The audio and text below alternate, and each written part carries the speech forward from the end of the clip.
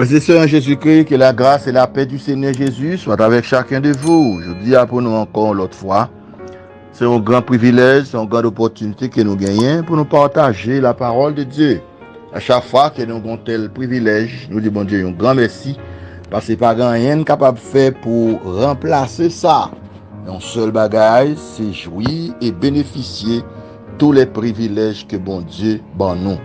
Moi, je vais faire un coup de lecture pour aujourd'hui.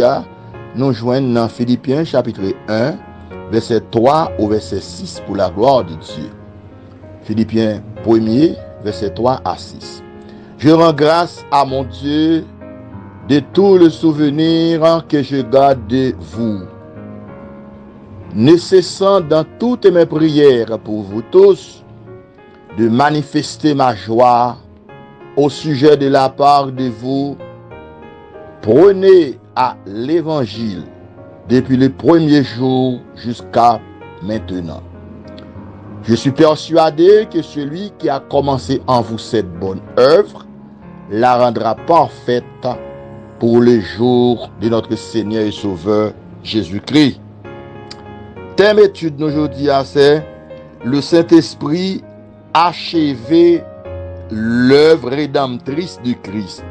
Le Saint-Esprit peut achever l'œuvre rédemptrice de notre Seigneur et Sauveur Jésus-Christ à la croix. Nous avons plusieurs présentations que nous faisons sur ce thème. Le Saint-Esprit est en action dans la vie chrétienne. Et je dis à nous avant cet esprit, c'est lui-même.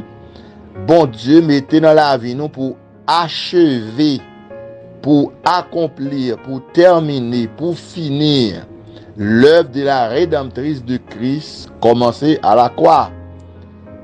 Dans la création de Dieu, la création de toutes choses, bon Dieu toujours généré plan, Jésus-Christ fait exécution, le Saint-Esprit fait l'application.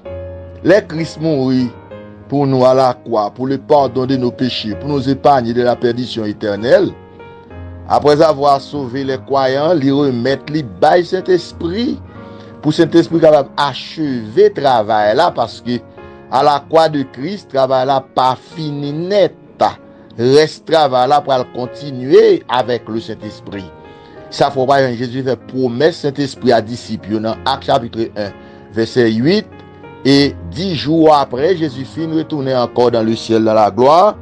Il était voyé Saint-Esprit comme première nécessité dans la vie chrétienne. Parce que Saint-Esprit non seulement c'est lui-même qui t'a pris le force et motrice à chaque serviteur, servant de bon Dieu, petit bon Dieu chrétien, et c'est cet esprit à tout qui t'a pris prolonger la mission de Christ sur la terre, de la Pentecôte jusqu'à l'enlèvement. Parce que Jésus te dit cette bonne nouvelle du royaume sera prêchée dans le monde entier pour servir de témoignage, alors viendra la fin. Matthieu 24, 14. Et nous lisons un passage là dans Philippiens chapitre 1 verset 6 là. Apôtre Paul dit, car je suis convaincu, je suis persuadé, je suis sûr que celui qui a commencé en vous cette bonne œuvre la rendra parfaite. Celui-ci a son mariage qui fait entre Jésus-Christ avec le Saint-Esprit pour Christ commencer le travail là. Eh bien, dans le nom de Jésus, pour cet esprit capable rendre le travail là parfait. Rendre le travail là parfait, ça, c'est remettre l'église là bas Jésus-Christ dans les airs, dans l'espace. Les Christ va venir chercher l'église là selon 1 Thessaloniciens chapitre 4 verset 13 à 18. Maintenant dans Éphésiens chapitre 4 verset 30, apôtre Paul dit, n'attristez pas le Saint-Esprit par lequel vous avez été scellés pour le jour de la rédemption. Donc si cet esprit a été scellé, nous, t'es scellé l'église là, et c'est que c'est cet esprit qui a remettre l'église là bas Jésus-Christ. Et ça fait Jésus te dit dans Jean 14 verset 16, là nous va recevoir cet esprit, il va demeurer avec nous éternellement. Donc il ne va jamais quitter nous, il ne va jamais abandonner nous, parce qu'il a un travail de perfection, d'achèvement, de sanctification positionnelle en Christ que cet esprit a la fait dans nous. C'est lui-même qui a parachevé le travail.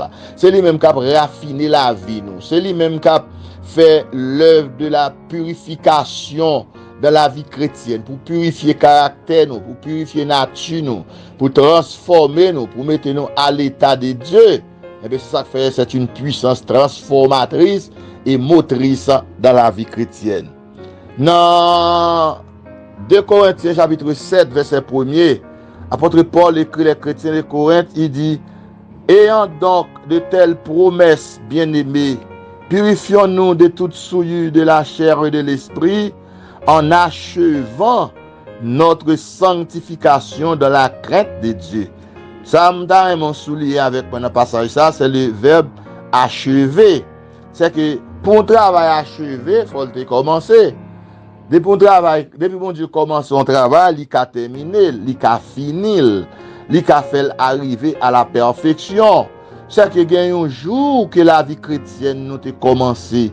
Jour ça, c'est jour que nous avons accepté Jésus-Christ pour sauver nous. C'est jour que nous avons repenti. C'est jour que nous avons sauvé. Eh bien, jour ça, le jour de grâce de Dieu à chaque individualité repentant, sauvée par Dieu, par le moyen de la foi. Donc, ayant donc de telles promesses, bien-aimés, purifions-nous de toute souillure de la chair et de l'esprit, en achevant notre sanctification dans la crainte de Dieu et de Christ.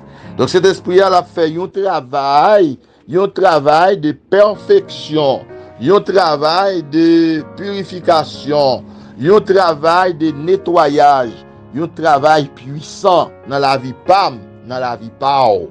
Donc ça fait cet esprit-là, c'est lui-même qui rend l'œuvre rédemptrice Christ là, vient arriver à un apogée final.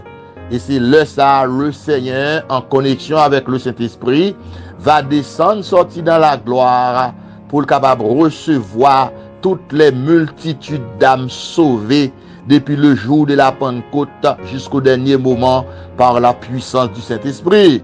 Parce que cet esprit à lui-même, il a une mission générale sur toute la terre. Il connaît qui côté chaque chrétien qui sauvé, dans qui pays lié, dans qui période qui était repenti, dans qui moment il a accepté Jésus-Christ.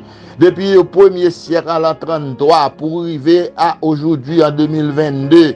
Tout le monde sait qui est repenti, qui sauvé par grâce, qui a accepté Jésus-Christ dans la vie pour sauver personnel.